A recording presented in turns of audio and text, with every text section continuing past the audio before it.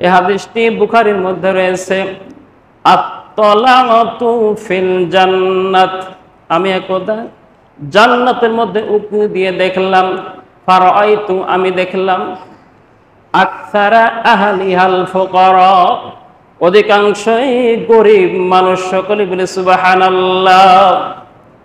আমি একদা জান্নাতের মধ্যে উঁকি দিয়ে দেখলাম অধিকাংশই গরিব মানুষ। ওয়াত-তালাআতু ফিন-নার, এবং আমি জাহান্নামে উঁকি দিয়ে দেখলাম, ফারাআইতু, উঁকি দিয়ে দেখলাম, আকসারা আহলিয়ান নিসা, অধিকাংশই ছিল নারী, অধিকাংশই ছিল নারী। মা বোনেরা অনেকেই আছেন, খুতবা শুনছেন, কেন অধিকাংশই নারী, এই বিষয়টা আপনাদেরকে জেনে বুঝে সেই বিষয়গুলো থেকে বিরত থাকতে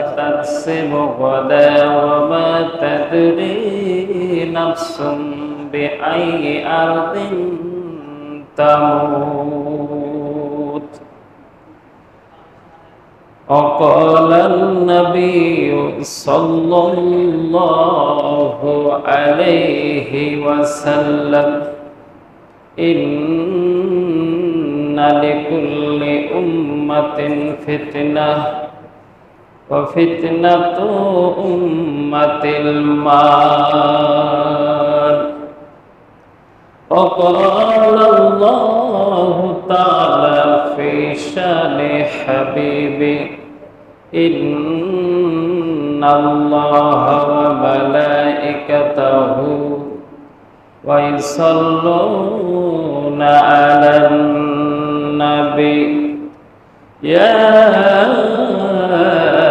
أيها الذين آمنوا صلوا عليه وسلموا تسليما اللهم صل على محمد وعلى آل محمد كما صليت على إبراهيم وعلى آل إبراهيم إنك حميد مجيد اللهم بارك على محمد وعلى آل محمد كما باركت على إبراهيم وعلى آل إبراهيم إنك حميد مجيد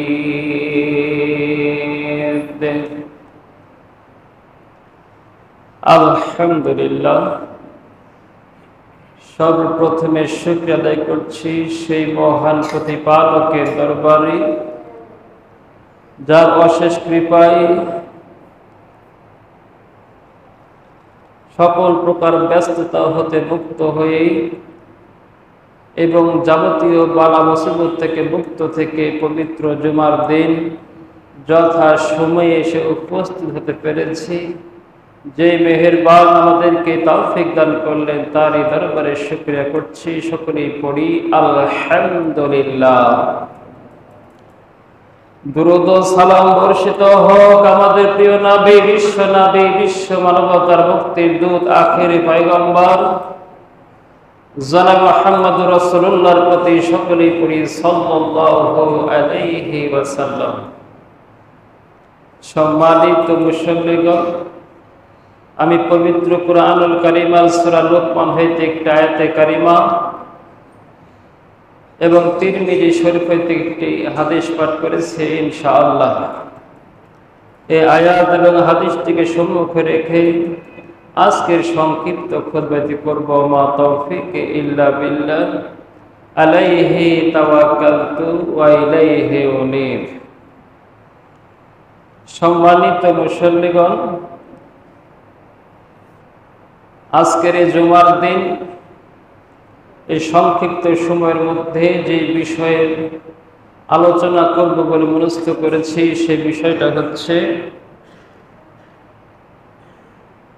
রিজিক নির্ধারিত, মৃত্যু অবধারিত, এই বিষয়ের উপরে আলোচনা করবে ইনশাআল্লাহ। রিজিক নির্ধারিত, মৃত্যু অবধারিত, এই দুইটি বিষয় সকলেই আমরা জানি বুঝি, তবু আমাদের জীবন যাপনে চলতে ফিরতে গড়মিল। এই বিষয়টাই আপনাদের সামনে তুলে ধরার চেষ্টা করবে ইনশাআল্লাহ। সম্মানিত হাজিরিন, জীবন চলার পথে রিজিক তথা জীবিকা জীবনের অপরিহার্য উপাদান।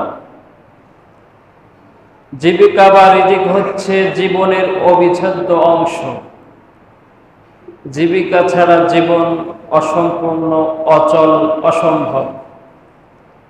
কম বেশি যেই পরিমাণই হোক না কেন, প্রত্যেকের জন্য জীবিকার প্রয়োজন। আর আল্লাহ আমাদেরকে টাকা পয়সা, অর্থ সম্পদ, সন্তানাদি যা কিছু দিয়েছেন সবগুলোই হচ্ছে রিজিকের অন্তর্ভুক্ত। আল্লাহ পাক নিজ অনুগ্রহে আল্লাহ পাক আমাদেরকে এইভাবে রিজিক দিয়ে ধন্য করেছেন। আল্লাহ পাক যদি আমাদেরকে রিজিক দেওয়া বন্ধ করে দেন, আমাদের কারও কিছু করার আছে কি? কারও কিছু করার নেই। নিতান্তই আল্লাহ পাক নিজ দয়া করে, করুণা করে, অনুগ্রহ করে আমাদেরকে রিজিক দেন। আর এগুলো জন্মের আগেই আল্লাহ পাক রব্বুল আলামিন আমাদের ভাগ্যে নির্ধারণ করে দিয়েছেন। আমি কতটুকু এই জিন্দেগিতে রিজিক প্রাপ্ত হব, তা জন্মের আগেই আল্লাহ পাক রব্বুল আলামিন নির্ধারণ করে দিয়েছেন। এরপরেও আমরা অনাগত ভবিষ্যৎ নিয়ে টেনশন করি। নিজের পরিবার কিভাবে সামলাবো, পরিচালনা করব, সন্তানাদিদেরকে কিভাবে মানুষ করব, লেখাপড়া শেখাবো ইত্যাদি বিষয় নিয়ে আমরা টেনশন করি, যা এখনো বা আমাদের সামনে উপস্থিত হয় না। আগামী দিন কি করব, আগামী দিন কি খাবো, এই সমস্ত বিষয় নিয়ে আমরা টেনশনে ভুগি, অসুস্থ হয়ে যায়।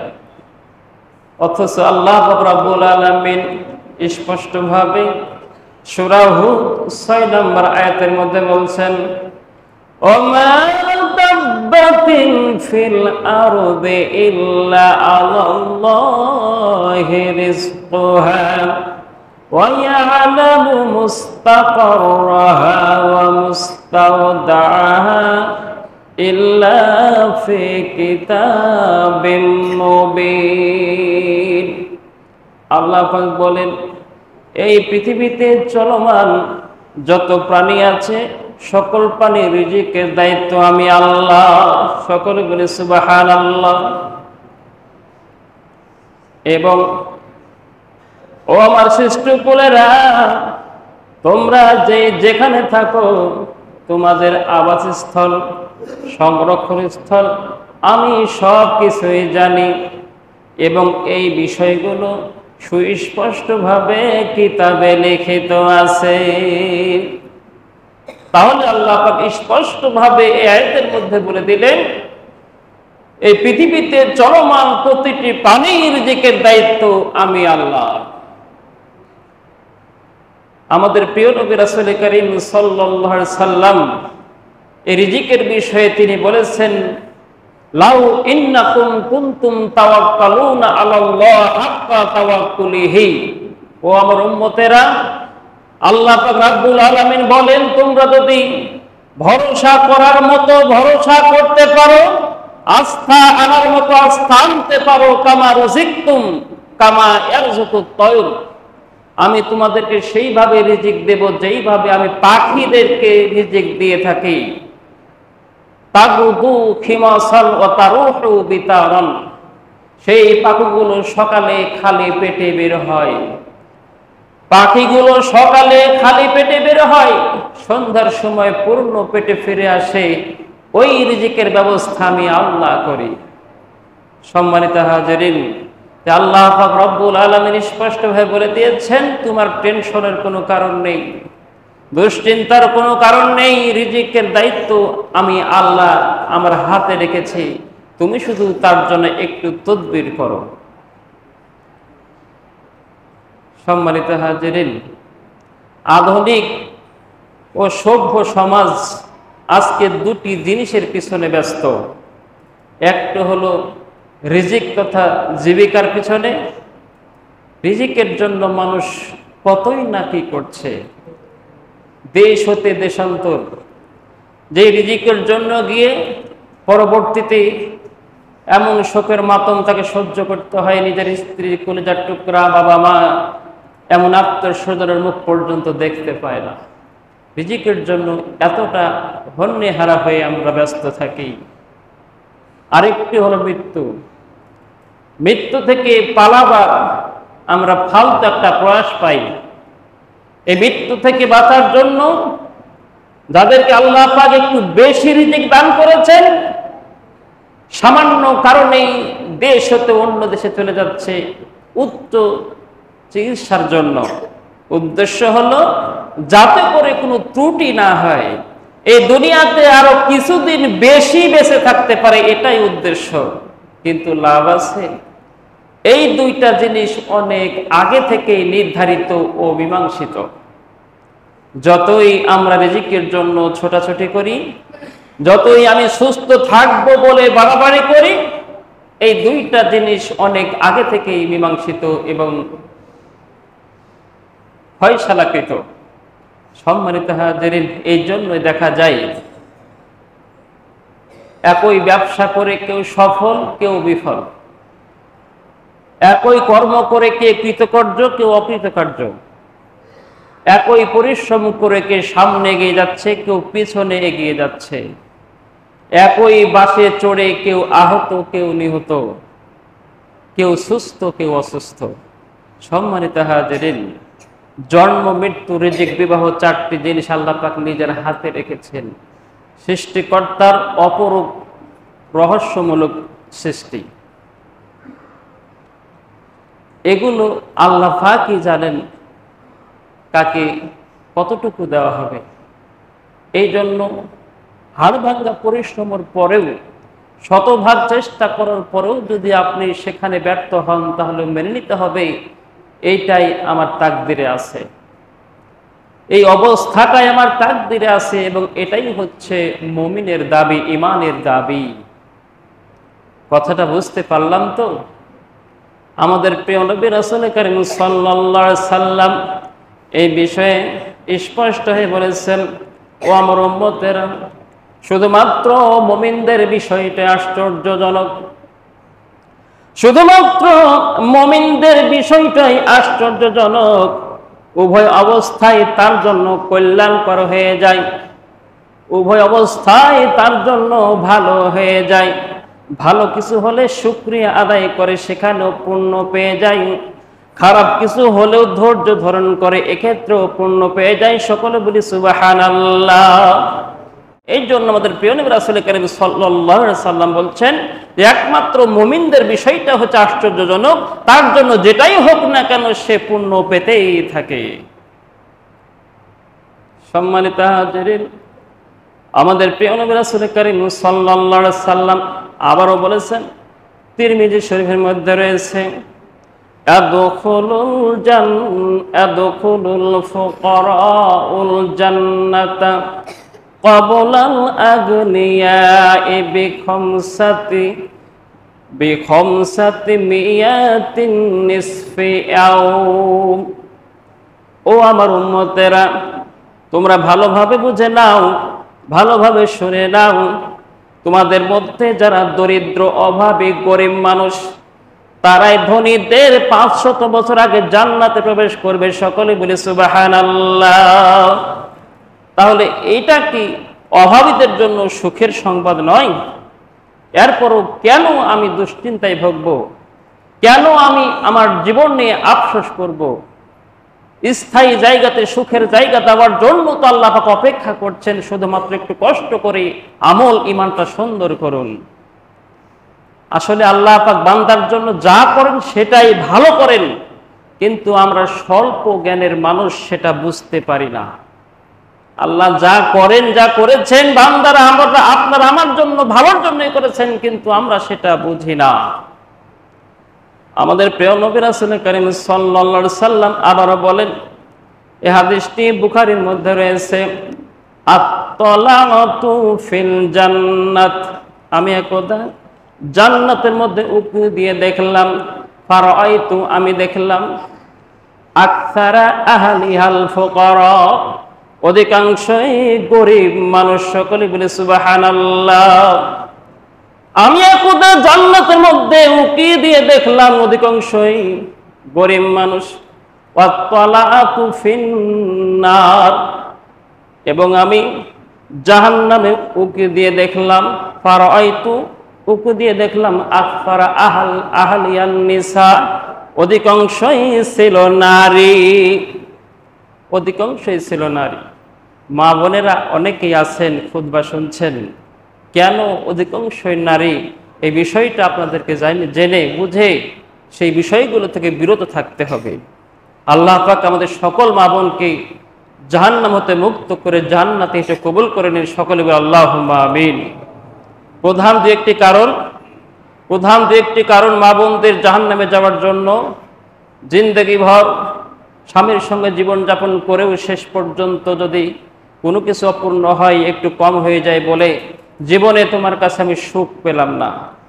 মা বোনেরা, এই কথাটাই মারাত্মক কথা। স্বামীর অকৃতজ্ঞ হওয়ার কারণে, স্বামীর প্রতি সন্তুষ্ট না থাকার কারণে, স্বামীকে কষ্ট দেওয়ার কারণেই বিষয়টি বেশি বেশি বলা হয়েছে। আর অন্যান্য কারণ আছে, তার মধ্যে এটি একটি। তাই আল্লাহ পাকের কাছে সম্মানিত হতে হলে, আপনার আমলগুলো কবুল হোক এটা মনে করতে হলে অবশ্যই স্বামীরও সন্তুষ্ট অর্জন করতে হবে। এবার তাই বলে স্বামীরা একবার মুক্ত হয়ে যাননি। আল্লাহ রাসূল বলছেন, ও আমার উম্মতের পুরুষেরা, তোমাদের স্ত্রীদের প্রতি যেমন অধিকার আছে, ঠিক তাদেরও তোমাদের প্রতি অধিকার আছে। তুমি শুধু তার উপরই অধিকার খাটাইও না, তারও কি কি অধিকার আছে সেটাও তোমাকে লক্ষ্য করতে হবে। আল্লাহ পাক আমাদের উভয়কেই জান্নাতি হিসেবে কবুল করুন। সকলে আবার বলি আল্লাহুম্মা আমিন। সম্মানিত হাজিরিন, আমি বলছিলাম মৃত্যু অবধারিত, রিজিক নির্ধারিত, এই বিষয়ের উপরে। তো আল্লাহ পাকের হাবিব কি বললেন, যে আমি জান্নাতে দেখলাম অধিকাংশই গরিব মানুষ, জাহান্নামে দেখলাম অধিকাংশই নারী। আসলে আল্লাহ পাক যে কার জন্য কি বরাদ্দ রেখেছেন তা আল্লাহ পাকই ভালো জানেন। আল্লাহ পাক রব্বুল আলামিন আবারও বলেন, সূরা বনী ইসরাঈল আয়াত নম্বর 30, ইন্না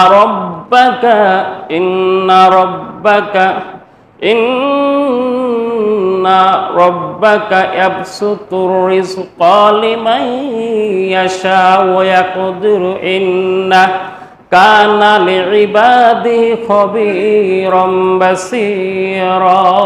আল্লাহ পাক বলেন, আমি যাকে ইচ্ছা রিজিক অপরিমিতভাবে দিই, বিনা হিসাবে দিই, অগণিতভাবে দিয়ে থাকি, এবং যাকে ইচ্ছা তার রিজিকটা একটু সংকুচিত করে দিই।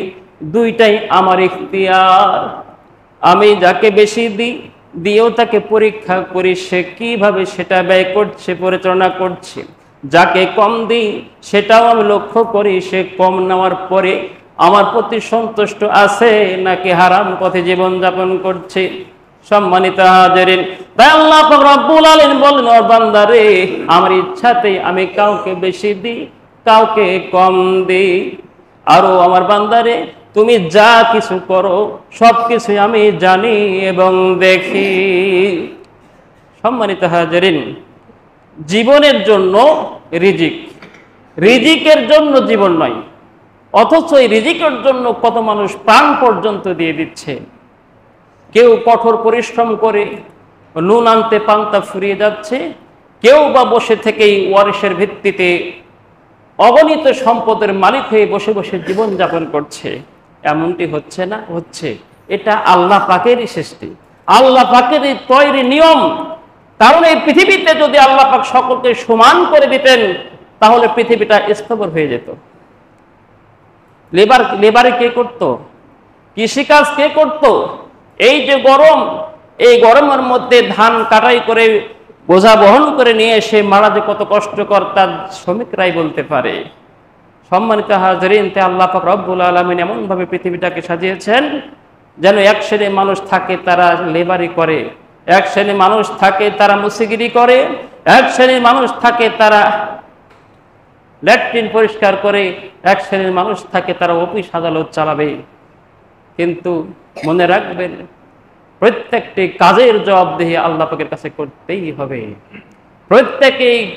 প্রত্যেকের জায়গা থেকে কোনো না কোনো ভাবেই আমি দায়িত্বশীল, প্রত্যেকেই দায়িত্বশীল। কেউ কিন্তু দায়িত্ব থেকে নিষ্কৃতি নেই, মুক্ত নেই, প্রত্যেকেই দায়িত্বশীল।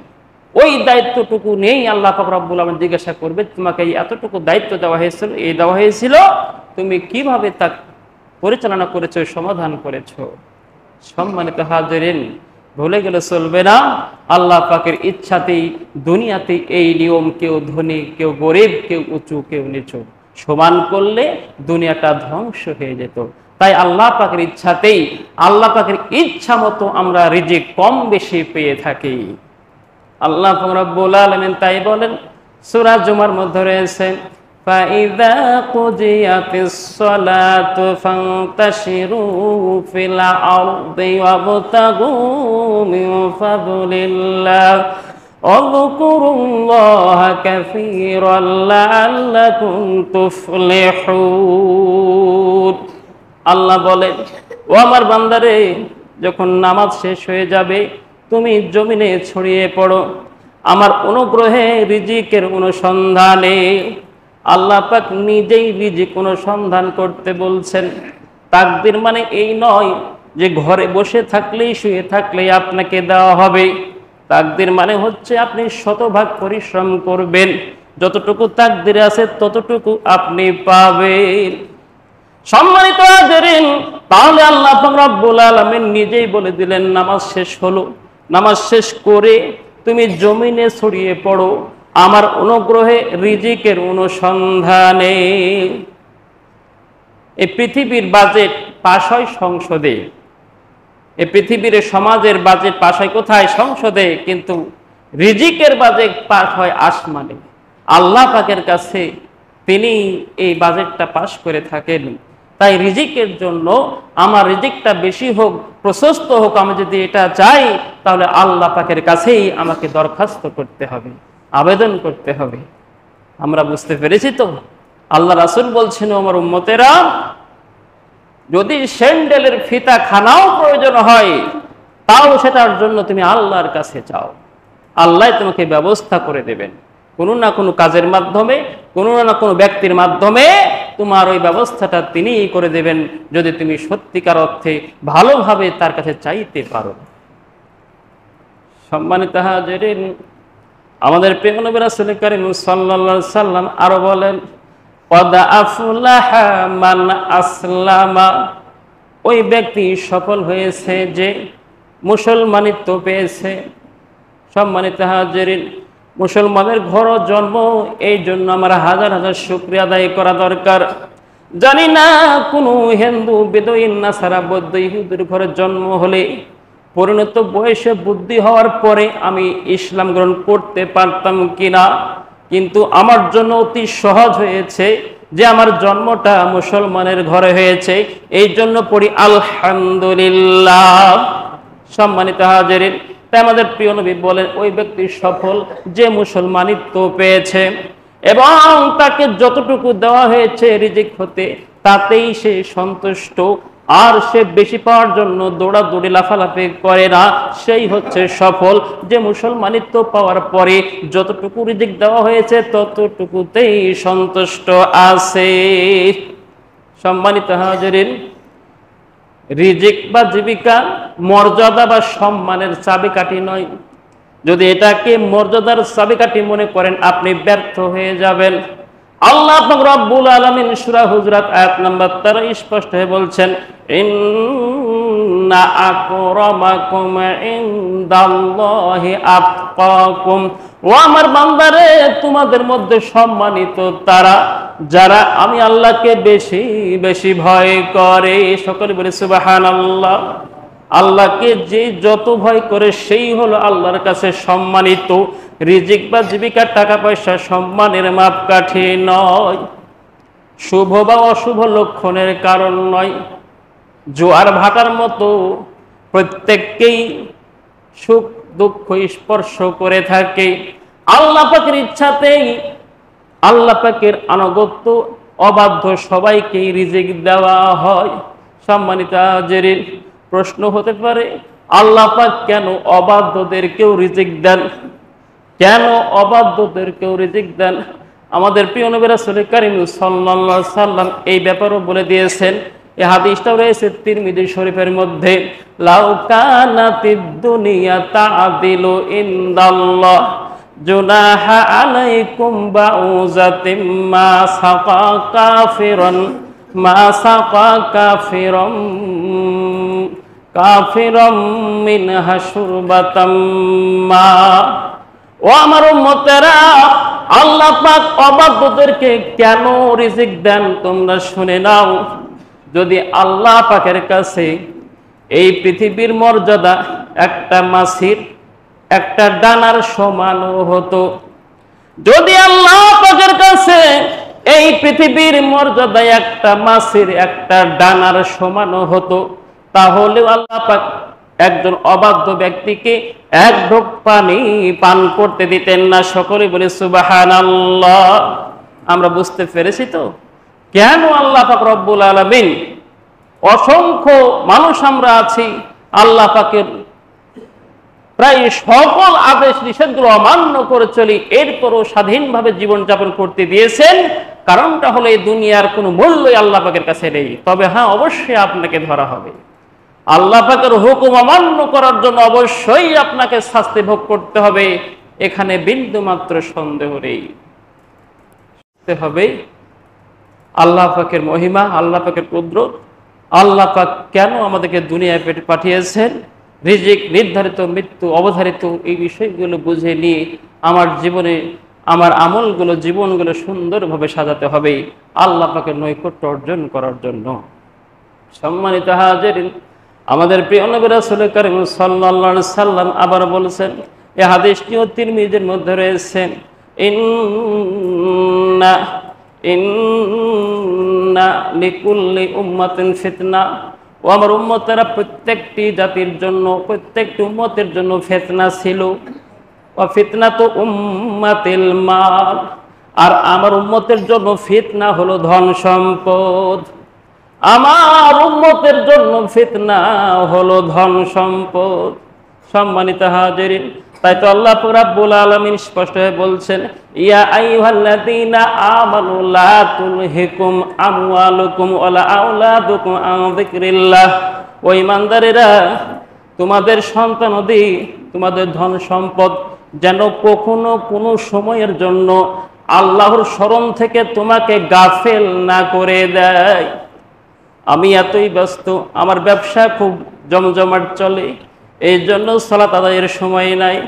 আমি বড় কন্ট্রাক্টরে পেয়েছি, এত ব্যস্ত, আল্লাহ পাকের ডাকে সাড়া দেওয়ার আমার সময় নাই। আমি আমার সন্তানদেরকে নিয়ে এতটাই ব্যস্ত থাকি, সকালে বের হই, সন্ধ্যার সময় ফিরে আসি, আসার পরে শরীর ক্লান্ত, আর ইবাদতে মন বসে না। তাই আল্লাহ পাক ডাক দিয়ে বললেন, ও আমার ঈমানদারেরা, তোমার সন্তানাদি, তোমার ধন সম্পদ যেন তোমাকে কখনো কোনো সময়ের জন্য আল্লাহর স্মরণ থেকে গাফেল না করে দেয়। যারাই এটা করবে তারাই হচ্ছে ক্ষতিগ্রস্ত। আমাদেরকে আল্লাহ পাকের স্মরণ থেকে, আল্লাহ পাকের হুকুম যথাযথভাবে পালনে যেটি বাধা দেয় সেটি হলো ধন সম্পদ এবং সন্তানাদি। তাই আল্লাহ পাক আমাদেরকে স্মরণ করিয়ে দিয়েছেন। তাই আল্লাহ রাসূল বললেন, ও আমার উম্মতেরা, প্রত্যেক উম্মতের জন্য ফিতনা ছিল, আর আমার উম্মতের জন্য ফিতনা হলো ধন সম্পদ। সম্মানিত হাজিরিন, আমাদের প্রিয় নবী রাসূল কারীম সাল্লাল্লাহু আলাইহি সাল্লাম আবারও বলছেন, এটিও তিরমিজির মধ্যে রয়েছে, ও আমার উম্মতেরা, যদি কোনো ছাগলের পালের মধ্যে বা ভেড়ার পালের মধ্যে বা দুম্বার পালের মধ্যে ক্ষুধার্ত দুটি বাঘকে ছেড়ে দেওয়া হয়, তাহলে যতটা না ক্ষতি হবে, তার চাইতে একজন মুমিনের দিনের ক্ষতি হবে ধন সম্পদের প্রতি লোভের কারণে। এটা আমাদের প্রিয় নবী উদাহরণ দিয়ে বুঝিয়ে দিয়েছেন। ক্ষুধার্ত দুটি বাঘও ছাগলের পাড়ের মধ্যে ছেড়ে দিলে যতটা ক্ষতি না হবে, একজন মুমিনের ইমানের দিনের ক্ষতি হবে তার মধ্যে যদি ধন সম্পদের লোভ এসে যায়। সম্মানিত হাজিরিন, তাই আমাদেরকে সাবধান থাকতে হবে, কখনো যেন লোভ না তৈরি হয়।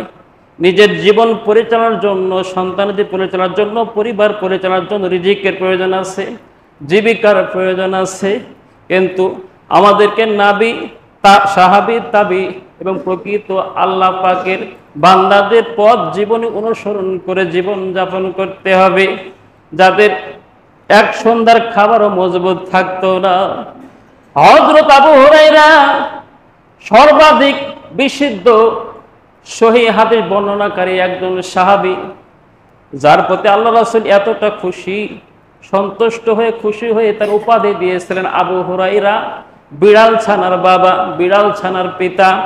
কতটা খুশি হলে আল্লাহ পাকের রাসূল এই উপাধি আবু হুরায়রার দিয়েছিলেন, যার অর্থ হচ্ছে বিড়াল ছানার পিতা। তিনি সবচাইতে বেশি হাদিস বর্ণনা করেছেন। এরপরেও তার পেটে এতটা ক্ষুধা থাকতো, ক্ষুধার কারণে বাড়ি থেকে বেরিয়ে আসতো। মনে ইচ্ছা, যদি কেউ প্রশ্ন করে, কথা বলে, তাহলে আমি তার সঙ্গে বেশি বেশি কথা বলতে শুরু করব। আর এক পর্যায়ে যদি সে একবার বলে, চলো আমার বাড়িতে একটু কিছু খেয়ে নাও, আমি রাজি হয়ে যাব। চিন্তা করুন কতটা ক্ষুধার্ত হলে এমন নিয়ত করে বাড়ি থেকে বের হয়ে যায়। প্রথমে দেখা হলো আবু বকরের সঙ্গে, সালাম বিনিময় হলো, কথোপকথন হলো, কিন্তু খাওয়ারের জন্য বললেন না। চিন্তা করুন, আজকে আমরা কত সুখে আছি, কতটা ভালো আছি। কারো বাড়িতে খাবার নেই, চাল নেই, এমনটি হয়তো অন্তত বৃন্দারামপুরে খুঁজে পাওয়া যাবে না। সম্মানিত হাজিরিন, এরপরে হযরত ওমর আসলেন, তার সঙ্গে সালাম বিনিময় হলো, কথোপকথন হলো, কিন্তু তিনিও খাবারের জন্য ডাকলেন না। আফসোসটা মনের মধ্যে রয়ে গেল। এবার আসতেন আমাদের প্রিয় নবী রাসূল করিম সাল্লাল্লাহু আলাইহি সাল্লাম, তিনিও গায়েব জানতেন না। হযরত আবু হুরায়রা যে ক্ষুধার্তর জন্য দাঁড়িয়েছেন তিনি সেটা কখনোই জানতেন না। আল্লাহ পাকের ইচ্ছায় তিনি সেটা আঁচ করতে পেরেছিলেন, বুঝতে পেরেছিলেন। তিনি এসে বলছেন, ও আবু হুরায়রা, আবু হুরায়রাকে দেখেই মুচকে হাসছেন, ও আবু হুরায়রা, আর কথা বলতে হবে না, আর দেরি করতে হবে না, আর কৌশল করতে হবে না, চলো তুমি আমার সঙ্গে। তুমি এখানে কেন আছো আমি বুঝতে পেরেছি। সম্মানিত হাজিরিন, এই হচ্ছে তাদের জীবন, এই হচ্ছে তাদের জীবন। এক সন্ধ্যা খাবার মজুদ থাকতো না। আজকে আমাদের এত বিলাসিতা, এত রিজিক, এতটা সুখে আছি, তারপরও আল্লাহ পাকের হুকুম পালন করতে পারি না। সম্মানিত হাজিরিন, তাই আল্লাহ পাক রব্বুল হাবিব বারবার বুঝিয়ে দিলেন, ও আমার উম্মতেরা, তোমার ঈমান আমল ঠিক রাখতে হলে অবশ্যই লোভ সংবরণ করতে হবে। তোমাকে বিশ্বাস করে নিতে হবে রিজিক নির্ধারিত, মৃত্যু অবধারিত। মৃত্যু থেকে পালিয়ে বেড়াবার কোনো ব্যর্থ প্রয়াস বা চেষ্টা করে কোনো লাভ হবে না। আর রিজিকের জন্য হন্যেহারা হয়ে ছোটাছুটি করে কোনো লাভ হবে না। যতটুকুই তোমার ভাগ্যে রয়েছে ততটুকুই তুমি পেয়ে যাবে। সম্মানিত হাজিরিন, যখন একজন সন্তান মায়ের পেটের ভিতরে প্রথমে আল্লাহ পাকের ইচ্ছায় আগমন করে, প্রথম 40 দিন থাকে শুক্রাণু হিসাবে, প্রথম 40 দিন থাকে শুক্রাণু হিসাবে, পরের 40 দিন থাকে রক্ত অবস্থায়, পরের 40 দিন থাকে মাংসপিণ্ড হিসাবে। এরপরে আল্লাহ পাক ফেরেশতাকে পাঠায়, যাও তার জন্য 4টা জিনিস লিখে দাও। বুখারী শরীফের মধ্যে রয়েছে, 4টা জিনিস তার ভাগ্যে লিখে দাও। সে কোন সময় কোন অবস্থায় জন্ম লাভ করবে, কতদিন সে পৃথিবীতে বেঁচে থাকবে, রিজিক কতটুকু পাবে, এবং বিবাহ কোন সময় কোন বয়সে তার হবে, এবং কোন জায়গায় কোন বয়সে তার মৃত্যু হবে। তার 4টা জিনিস 2 বারে লেখা হয়। একবার হলো জন্মের আগেই, আরেকবার হলো মায়ের পেটের ভিতরে বয়স 120 দিন পরে।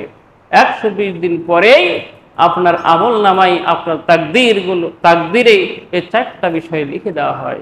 সম্মানিত হাজিরিন, আল্লাহ পাক রব্বুল আলামিন আমাদের সকলকে হেফাজত করুক। আমরা সকলেই যেন বাকি জিন্দেগি এই বিষয়গুলো সুন্দরভাবে অনুধাবন করে নিজের জীবনকে সাজিয়ে নিতে পারি, আমল দিয়ে, পূর্ণ দিয়ে, নেকি দিয়ে, আল্লাহ পাকের হুকুম হাকাম দিয়ে, রাসূল আদর্শ দিয়ে। সকলে বলি আল্লাহুম্মা আমিন। আমি আজকে এই সংক্ষিপ্ত সময়ের মধ্যে এই বিষয়টি আপনাদেরকে বোঝাতে চেষ্টা করেছি। সম্মানিত হাজিরিন, রিজিক হলো নির্ধারিত, মৃত্যু অবধারিত। অতএব আসুন নির্ধারিত রিজিকটা আল্লাহ পাকের পক্ষ থেকে দেওয়া, এটা মেনে নেই এবং মৃত্যু অবধারিত এটাও বিশ্বাস করে মৃত্যুর জন্য প্রস্তুত হয়ে এই জীবনযাপন করি। আল্লাহ পাক আমাদের সকলকে সেই তৌফিক দান করুন। সকলে আবারও বলি আল্লাহুম্মা আমিন। এই বলে আজকের সংক্ষিপ্ত খুতবাটি করছি। ওয়া মা আলাইনা ইল্লাল বালাগ।